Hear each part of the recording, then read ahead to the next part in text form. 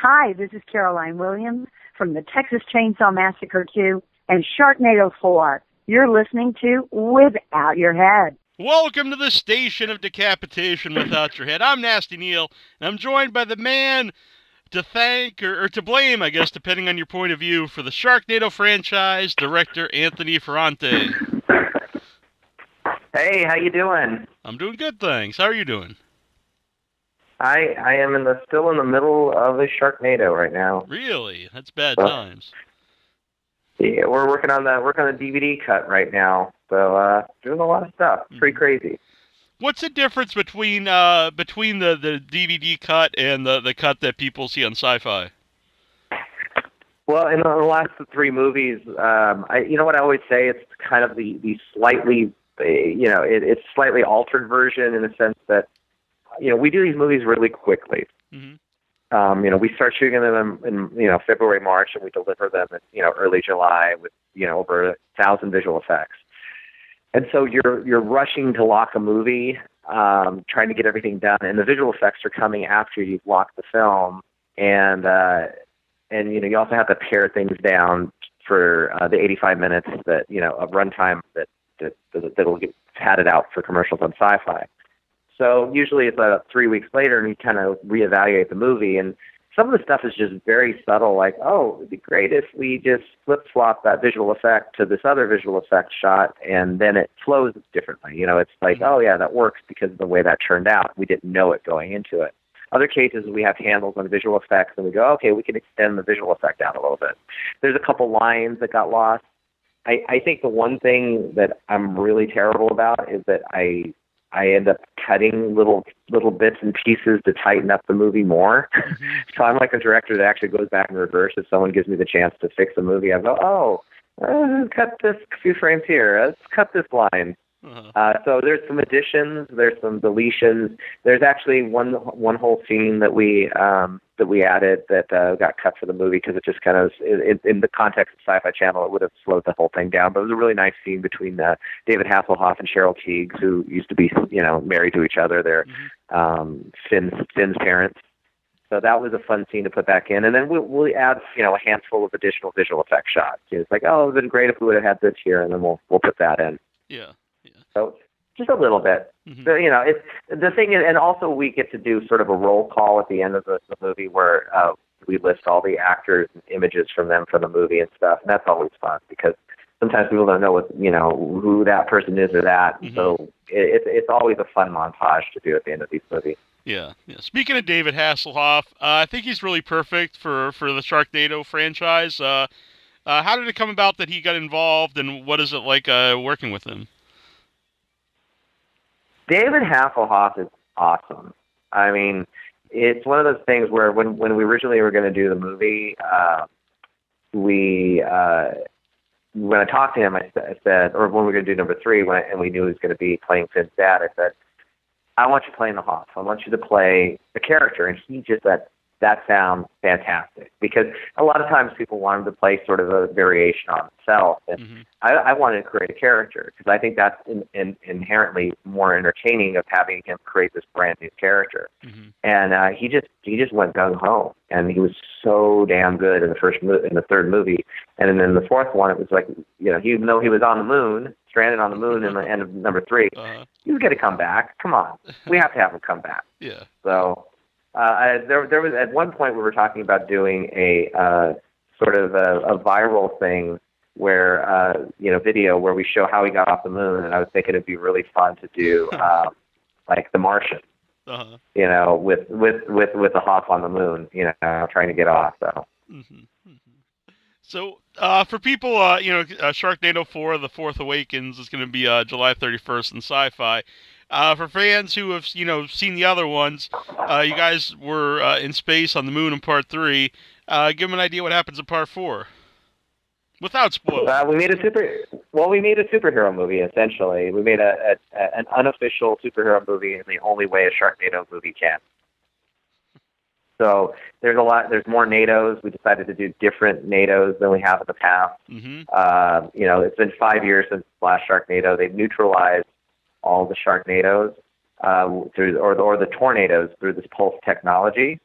And so nature always finds a way, and so now you see the formation of sand NATOs, oil NATOs, fire NATOs, lightning NATOs, and a cow NATO. Mm-hmm. So it's pretty awesome. It's a little, we get to do something a little different. This movie is a little funnier than the other ones, a little more meta.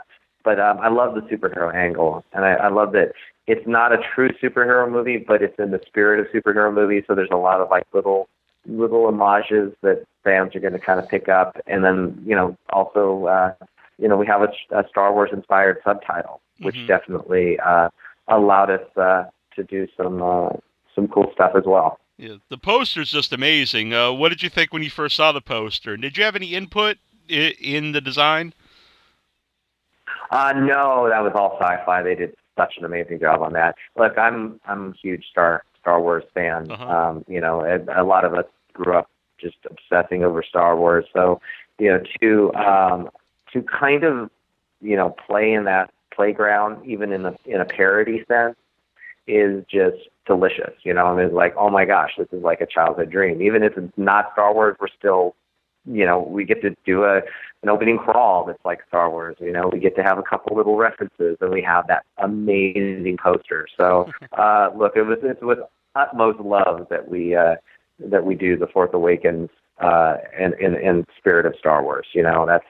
That's not. There was a few people that were tweeting me going, "What? This is offensive to Star Wars." It's not, because we're not ripping them off. We're basically saying this is our tribute to them. And the movie's not a Star Wars movie. It's a Sharknado movie. It's just it has a little a little nod to it. We did the same thing in the last movie. The opening of it sort of starts off like a James Bond movie, and that's kind of what that was. So we're not parody, but exactly. but we do wear our movie references and homages on our sleeve. Mm-hmm. Yeah, and you also reference, which is a great scene with, Texas Chainsaw Massacre is involved in the film, and we had Caroline Williams on a few weeks ago, and she didn't give any spoilers, but she talked about being part of the movie. And whose idea was it to have some Texas Chainsaw Massacre alumni? Well, we were trying. We knew we were going through Texas in this movie, and I couldn't resist the idea of finding a way to have a Texas Chainsaw Massacre. If we didn't do it, I would be kicking myself. And so we had one idea originally for the chainsaw store, and that was the idea of potentially Bruce Campbell. Ash would be there, and that would have been a fun thing to do, but he was busy on his TV show. So we kind of go, okay, well, we got to go through Texas, and it has to be he gets Chainsaw from the Chainsaw Clan. And so the first step was, who can we get from Chainsaw? And Caroline reached out to me last year. We didn't have something for her because we were pretty much done. And so when this happened, I'm going, Caroline must play Stretch. It has to happen. And so, and it was like about a day and a half, 2 days before we were going to start shooting, and that whole scene got completely rewritten to be what it is in the movie now. And I think I thought we got to get Bill Moseley, but I think it was very difficult at that time to try to hunt him down, and we were moving so fast. I didn't have a chance to reach out to him personally, so I kind of left it in other people's hands, and. So we ended up with Dog, the bounty hunter, playing Chop Top, right. And I go, we need a Leatherface, and someone on the crew says, I know a Leatherface, and so there's an uncredited Dan Yeager in the movie that plays plays Gunner, so to speak.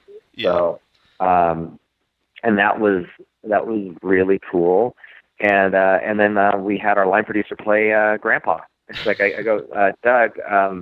I need you to play Grandpa. Like, I don't want to do it. It's like, yeah, you're gonna do it. You're gonna sit in the chair and you're gonna be Grandpa. I said, okay.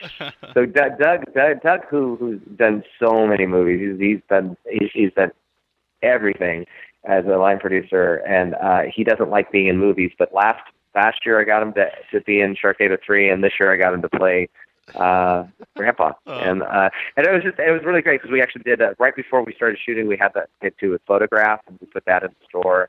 The only regret I have is that we didn't reenact the poster from Chainsaw 2. Nice, yeah, for the tribute to Breakfast Club. Yeah. It's like it would have made a lot of sense to do that, but no, it is what it is. Yeah, I'm friends with John Dugan, who played Grandpa in the first one.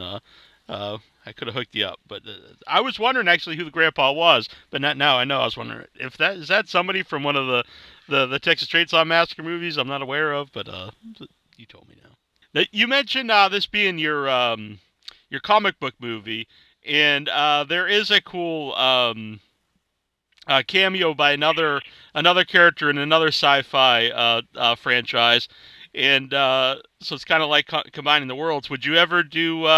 Could this ever lead to like an Avengers style sci-fi movie where you had characters from all the different franchises?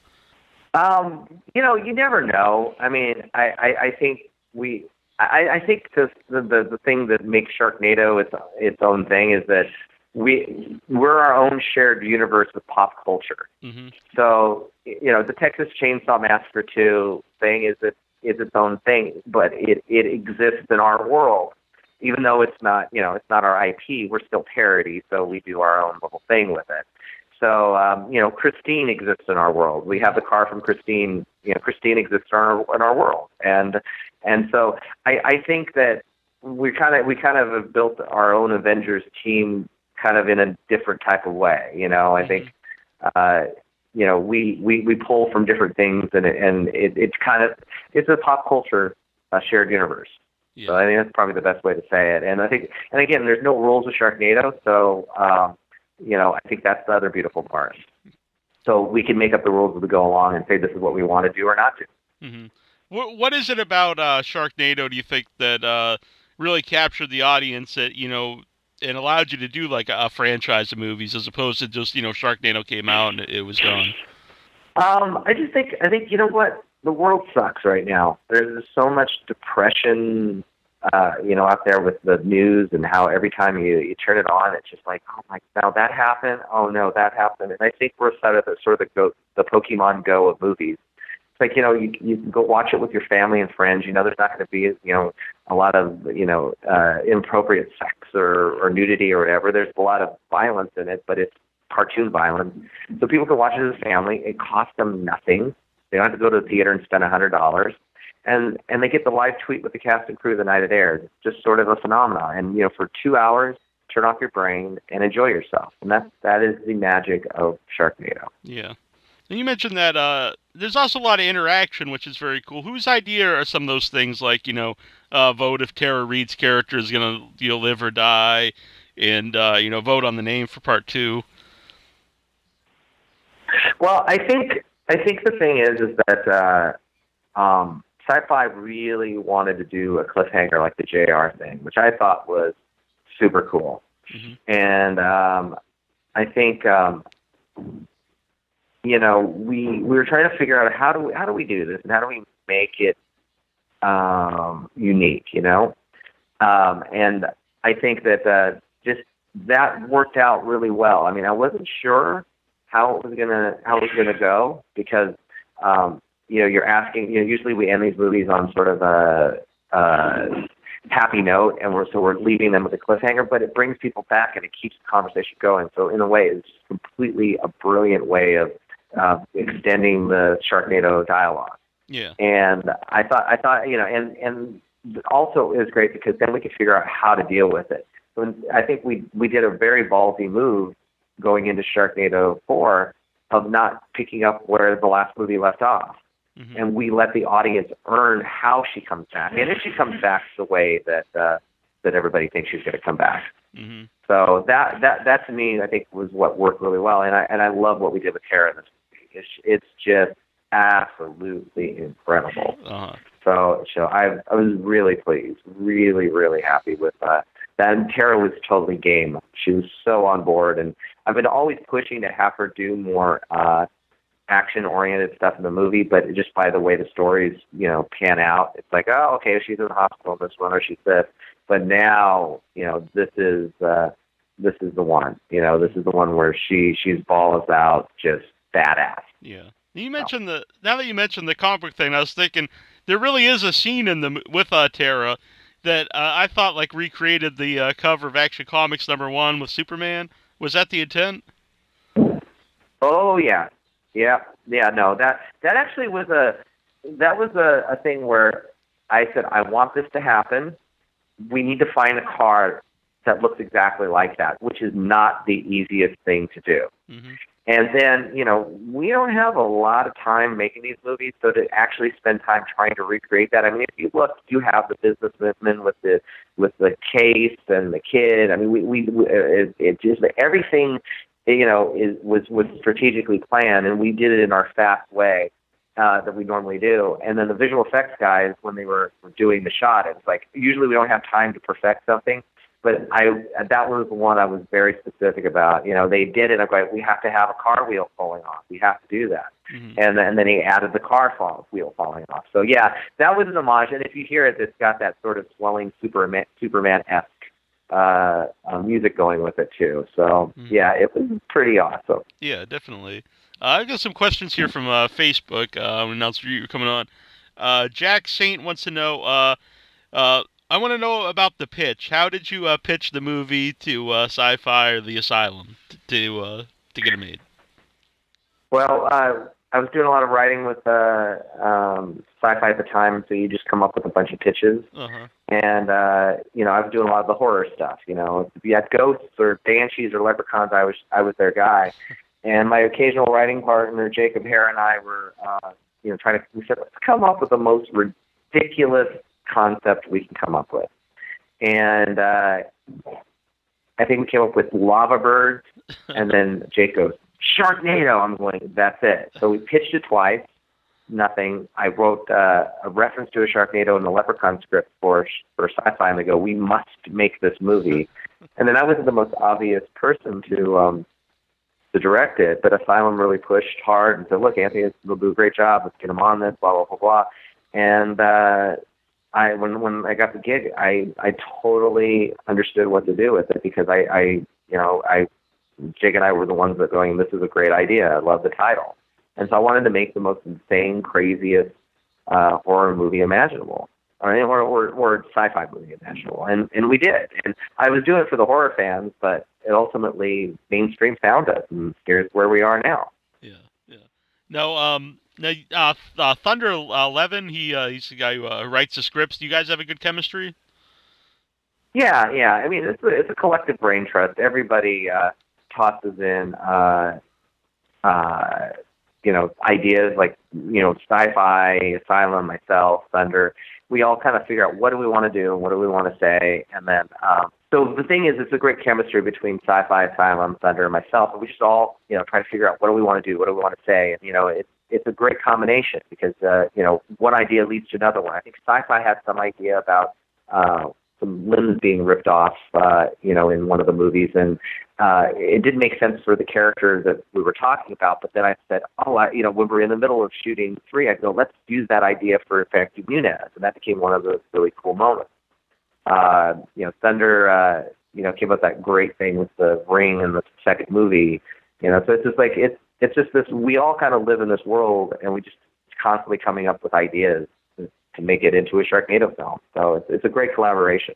Mm-hmm. Michael Thorson wants to know, is it true that Ian Ziering wasn't really into the idea of the movie, then later fell in love with it? No, I mean, he was on board from the beginning when we were shooting. It's just that he was a little freaked out when he heard that it wasn't going to be called Dark Skies. Him and Tara heard that it was like the second day that it might be called Sharknado. And I said, look, guys, if it's called Sharknado, it will be a great thing. Uh-huh. And they trusted me. You got to watch that first movie. This movie could have destroyed everybody's careers. Yet Ian is on board the entire time. If he wasn't on board, the movie wouldn't have been what it was. He just trusted me, and so did Tara. And that's kind of where we landed on this thing. Mm-hmm. So it was, and we've all bonded because of it. It's the thing, we shared this experience and the success, and we'll do anything to kind of make these movies great for the fans. Mm-hmm. Just real quick about the when you're directing the acting in the movie, I always think, especially this kind of movie, when the acting is really straight and dramatic, it really brings out the humor of it. Is that what you go for with the different actors? Everything has to be straight. Like, a lot of people say these movies are campy, and the thing is that the concept is, but the actors don't play it that way. Like, to me, Rocky Horror Picture Show is camp because everybody's in on the joke. Everybody is playing it up, hamming it up, and it's glorious. It's great. The same thing like for the Sharknado movie. Mm-hmm. You know, all the actors are playing it very broad. Our actors play it like they're in a regular earthquake or disaster movie, and I think that's part of the humor to it. Now, we have characters that are comic relief or that can bring levity, and you know, you have the occasional one-liners, but at the end of the day, we must save our family, and by doing it, there's that sincerity in the midst of all the bizarre, ridiculous stunts and silly effects and stuff. That's what kind of is the magic sauce that makes it a Sharknado movie. Mm-hmm. And you know, that we do it in earnestness, and I think, you know, there's a charm in that. Mm-hmm, definitely. And I did see that you were working with Ian again in a short horror film that you did, Killer Deal. Yeah, I was approached by a company called Better VR. We've been developing stuff and talking about stuff for a very long time, and they were wanting to do this virtual reality 3D short, and it was called Killer Deal, and it was going to be this really kind of fun thing, experimenting with this 3D virtual reality space, because when you're a stationary person in there, you can't do close-ups or anything. So how do you really make a movie out of it? It's all new technology. It's very, very interesting. And so I said, you know, I can reach out to Ian. Ian might do this for me. And they said, yeah, let's do it. Let's try it. And so I talked to Ian, and Ian was totally on board. And so we got to create a brand new character for him called Nick Steele. He plays this machete salesman that goes into the seedy hotel room. And it was really fun because we were doing brand new technology. We were doing something that people hadn't done before. Mm-hmm. Or they had, but maybe not in this way. We had, you know, a legitimate actor, you know, playing this role. And it just turned out so well. And Tribeca picked it up, and it was very popular. It was part of their VR installation there. But people lined up to see it. They had to add an extra rig. And, you know, we got people to jump. And so I love the fact that we're able to, you know, extend, you know, the horror world into something that's new. And I'm always into new technology. And we want to do more of these Nick Steele adventures. So hopefully we will. We came up with another 8 that we wanted to do.